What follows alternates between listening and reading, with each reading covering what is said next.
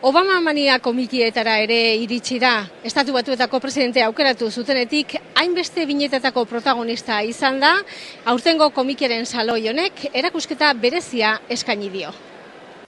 Eta bineta benetan deigarriak ikusi daitezke. Obamarekin batera gaurko beste protagonista Batman da.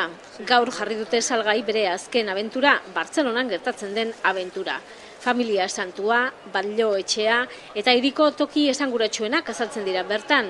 Jendetza handia bildu da gaur liburua erosteko eta baita marrazki originalekin osatu duten erakusketa ikusteko ere.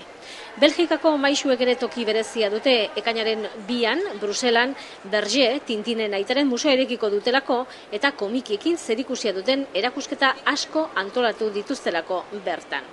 Goizean goizetik jendea asko hurbildu da azoka ikustera, batzuk euren idoloen jantziekin mozorrotuta. Astiberri argitaletxe euskaldunak ere urtero bezala estana du eta aurkeztu dituzten berrikuntzen artean Javier de Isusiren azken lana dago, Rio Loco.